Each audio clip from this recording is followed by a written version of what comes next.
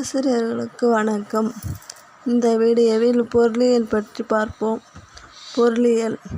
பொருளியல் ஓர் அறிமுகம்.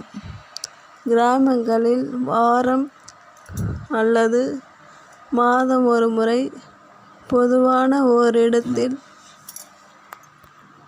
குறிப்பிட்ட நேரத்திற்கு மக்களின் தேவைக்கேற்ப குறிப்பிட்ட பொருள்களை ஒருங்கிணைத்து விற்பனை செய்யும் இடத்தின் பெயர் சந்தை. அன்றாட தேவைகளை பூர்த்தி செய்ய மக்கள் அங்காடியிலிருந்து வாங்கி பயன்படுத்தும் பொருட்கள் பெயர் நுகர்வோர் பொருட்கள். சேமிப்பு என்பது கையில் கிடைக்கும் வருமானத்தில் நுகர்வுக்கு செலவு செய்தது போக எதிர்கால தேவைக்காக ஒதுக்கப்படும் ஒரு தொகை ஆகும்.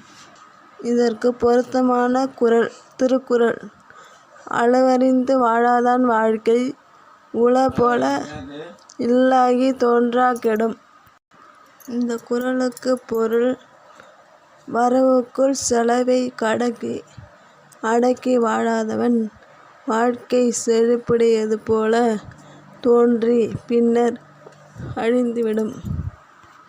முதல்நிலை தொழில்கள் என்றால் உணவு தேவைக்கும் தொழில் உற்பத்திக்கும் தேவையான மூலப்பொருட்களை உற்பத்தி செய்வது போல் முதல்நிலை தொழில் எனப்படுகிறது.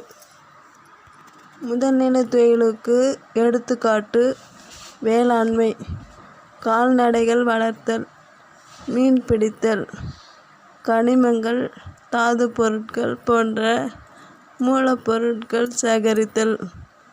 கனிமங்கள் கொட்டைகள், தேன், மூலிகைகள், ரப்பர், பிசின் போன்றவை சேகரித்தல். மரம் வெட்டுதல். பணம் எதற்காக கண்டுபிடிக்கப்பட்டது? பண்டங்களை ஒருவருக்கொருவர் மாற்றிக்கொள்ளும்போது பண்டங்களின் மதிப்பில் ஏற்படும் வேறுபாடு பல பிரச்சினைகளுக்கு வழிவகுத்தது.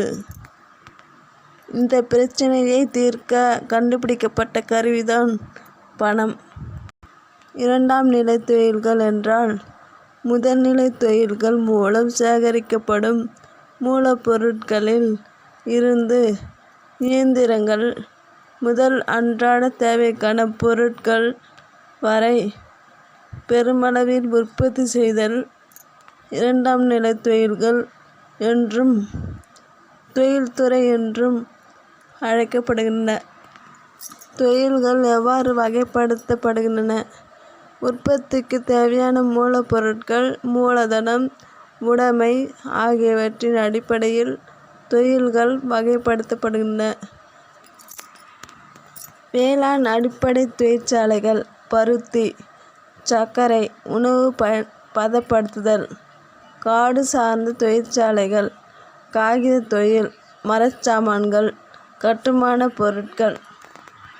கனிம தொழிற்சாலைகள் எவை?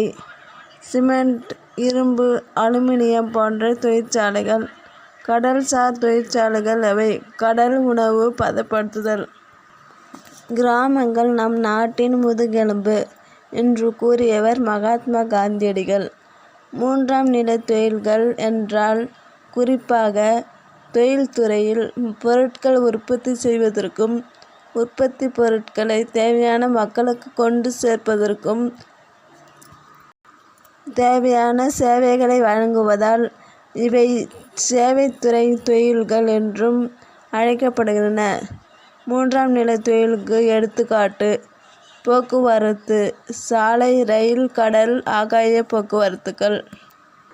தொலைத்தொடர்பு, அஞ்சல், தொலைபேசி, தகவல் தொழில்நுட்பம். வர்த்தகம், பொருட்களை கொள்முதல் செய்தல், விற்பனை செய்தல். வங்கி, பண பரிமாற்றம், வங்கி சேவைகள். அங்கே என்ன உட்கார்ந்துக்கிட்டு கதை அழுந்துக்கிட்டு இருக்கீங்க?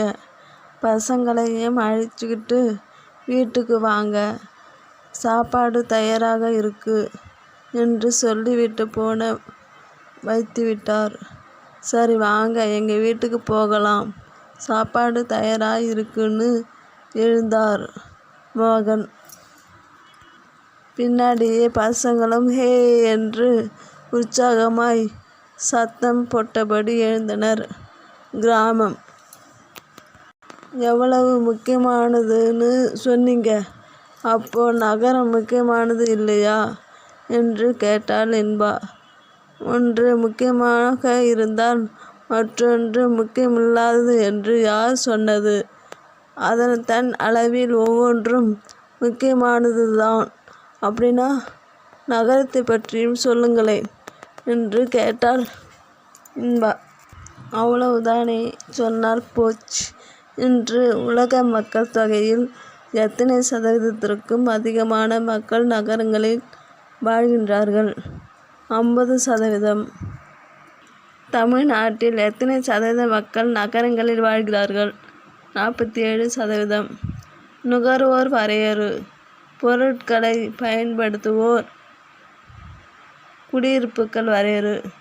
மனிதர்கள் வாழுமிடம். நன்றி.